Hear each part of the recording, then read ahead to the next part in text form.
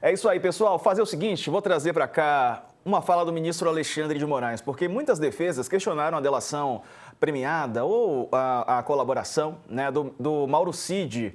E o ministro Alexandre de Moraes fez questão de rebater essas críticas. As defesas, inicialmente, é importante pontuar, insistem, eu diria, que confundem os 8 primeiros depoimentos dados sucessivamente em 28 de agosto de 2023 com 8 delações contraditórias. Isso foi reiteradamente dito aqui, como se fosse uma verdade. Isso, com todo respeito, beira a litigância de má-fé.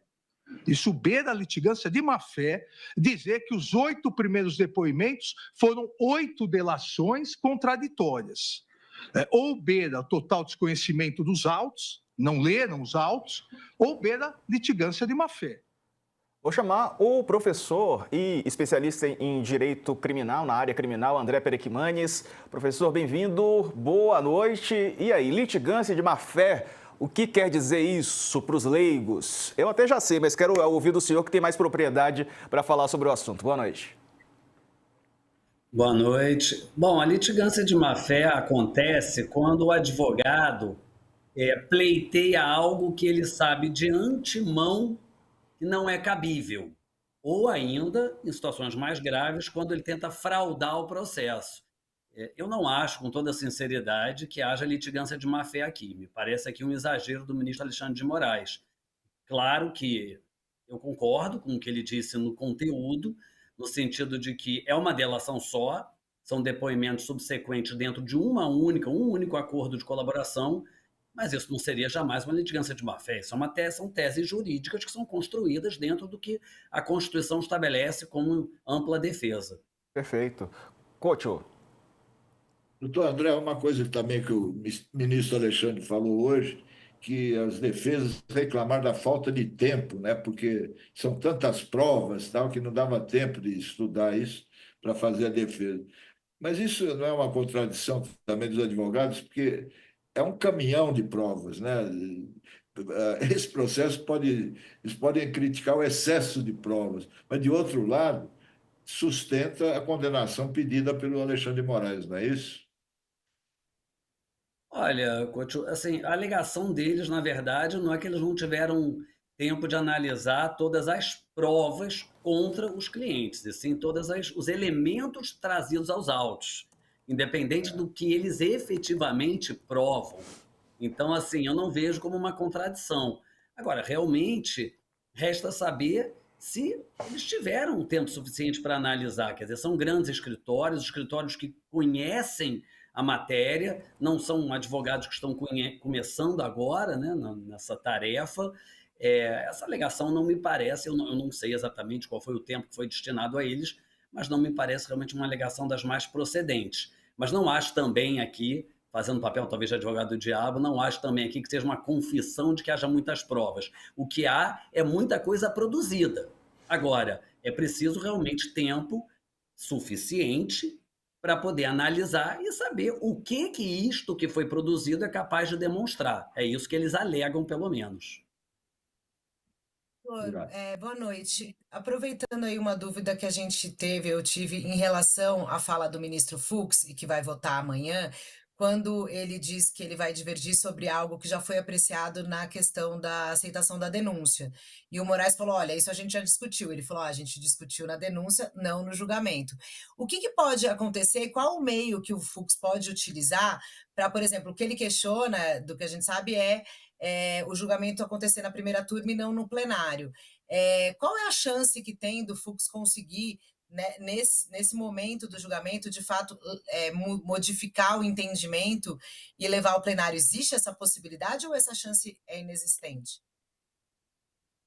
Olha, Carla, assim, com toda sinceridade, eu acho que a chance é nula, absolutamente inexistente. A questão já foi debatida pelo Supremo, o fundamento dele, naturalmente, é o mesmo, não há um novo fundamento jurídico, não há um fato novo a dar subsídio a esse fundamento jurídico, independentemente de estar correto ou não o argumento. Fato é que a primeira turma já rechaçou essa alegação. Agora, me parece que o ministro Fux está querendo pontuar uma posição divergente. para quem ele quer pontuar, o que ele pretende com isso, é difícil dizer. Só ele vai poder dizer. Mas, do ponto de vista prático, não acredito que isso vai ter qualquer relevância no final. Agora é curioso, né, André, que o ministro Fux tem aberto essa divergência antes mesmo do voto dele, né? Ele já quis ali deixar claro que divergia. É curioso, né? Chega a ser um contrassenso, porque um pouco mais à frente ele reclama do à parte. É. Ele diz que eles haviam combinado de não haver apartes, e aí ele foi o primeiro a partear. Quer dizer, é difícil saber o que realmente pretende o ministro Fux, para além, claro, da discussão jurídica. Mas eu acho que ele está querendo deixar bem claro, ou dentro do tribunal ou para fora do tribunal, não tenho como dizer, que ele não concorda com parte do que vem sendo decidido pelo colegiado. Ah, isso já ficou claro. Coach, eu sei que você tem que se despedir da gente. Quer fazer uma última pergunta ou já dou tchau? Deixa eu só fazer mais uma pergunta, eu preciso sair também. Doutor André, o que você espera amanhã do Fux, né? Porque hoje ele entrou em atrito ali 2 vezes. Ele não vai mudar o resultado do julgamento, mas o que ele pode conseguir com isso? Só aparecer na mídia? O que você espera da atuação dele amanhã? Olha, eu não tenho dúvida alguma de que ele vai trazer divergências, não apenas com relação a essa questão preliminar de competência do juiz ou da primeira turma, mas também no mérito. Eu não sei se ele chegará a absolver alguém, mas eu imagino que ele vá, enfim, fazer uma série de ponderações que recomendem penas menores ou absorção de crimes, é o que eu espero disso. Agora, eu acho que ele está marcando posição. O que ele pretende ao marcar essa posição, é muito difícil dizer, né, Couto? A gente está aqui especulando. Ele lembra muito o Marco Aurélio Melo, que era conhecido como voto vencido, né? Perdia todas, sempre dava um voto, era o dele. Mas é curioso, tem uma diferença muito significativa, Couto, porque o ministro Marco Aurélio, o ex-ministro Marco Aurélio, que era conhecido realmente como ministro voto vencido, ele, ao longo da carreira dele, sempre foi muito coerente em defesa de garantias constitucionais. E o ministro Fux salvo engano, estatisticamente, o ministro da Corte que concede menos habeas corpus. Então, esse garantismo jurídico dele, neste caso específico, é um ponto fora da curva.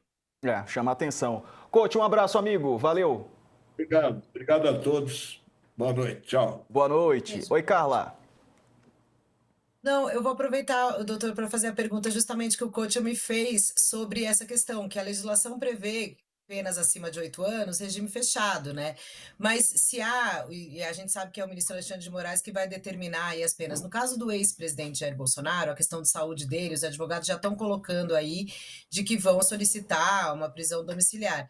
E aí tem essa questão de ser ex-presidente. Existe brechas legais para o ministro Alexandre de Moraes, mesmo com uma pena maior, já de cara conceder a prisão domiciliar para o ex-presidente Jair Bolsonaro, dada essas circunstâncias de conhecimento público?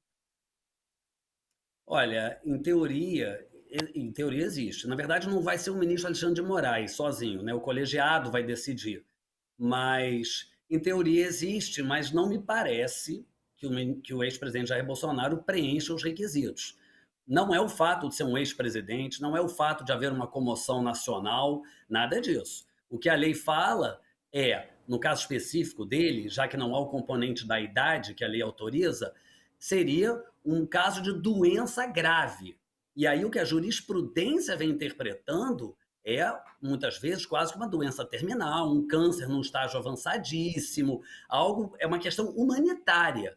Resta saber se o quadro clínico do ex-presidente Jair Bolsonaro, que durante a pandemia da Covid, né, dizia que tinha até uma saúde de atleta, que não ia se vacinar, né, se o quadro clínico dele piorou tanto que ele, por uma questão de humanidade, agora precisaria ser poupado de uma prisão comum. É isso que a gente vai ter que saber. Aí só os médicos podem dizer. Agora há pouco a gente noticiou que a Mônica Bergamo fez uma apuração com pessoas próximas ao ex-presidente, que ele está com medo de ir para Papuda, né, o complexo penitenciário em Brasília. Existe essa possibilidade, apesar de que ele ficaria numa sala reservada, de qualquer maneira, na Papuda. Existe essa chance, né? Sem dúvida, Sem dúvida. Enfim, é natural, né? Natural que uma pessoa em vias de ser presa, como parece que vai ser o destino do julgamento, tenha medo de ser presa. Quer dizer, a restrição da liberdade é uma das maiores, enfim, uma das maiores penas que existe, né? E realmente é algo aterrador, mas também é aterrador você tentar abolir o Estado Democrático de Direito. Então, É verdade. Tá aí no pacote. A gente começou aqui falando sobre a delação do Mauro Cid. Eu quero te perguntar também sobre a possibilidade dele perder integralmente ou parcialmente os benefícios, né? Porque o ministro relator, Alexandre de Moraes, chegou a falar sobre isso, né? Porque eventuais omissões não anulam a delação, mas podem acarretar em eventuais diminuições. Vale lembrar que o Mauro Cid quer uma redução expressiva da pena e também que familiares dele não sejam responsabilizados. Isso é muito importante de esclarecer. A delação não é uma prova em si. Ela é o que nós chamamos de um meio de obtenção de prova. Ela é um caminho para se chegar a uma prova. Tanto é que ela precisa ser corroborada por elementos externos. Esse é o primeiro aspecto. O fato de um colaborador cair em contradição, por exemplo, pode, em teoria, afetar a credibilidade do que ele está dizendo. Agora, se o que ele está dizendo for corroborado por elementos externos, como parece ser o caso, aí a gente não tem esse problema. Agora, quando um colaborador não colabora, né, com a redundância dos termos, não colabora espontaneamente, tenta esconder fatos, o que pode acontecer, como dito pelo ministro Alexandre de Moraes, é que ele pode perder parte ou todos os benefícios. Isso sim. André Perekmanis, obrigado pela participação conosco. Um abraço, uma ótima noite.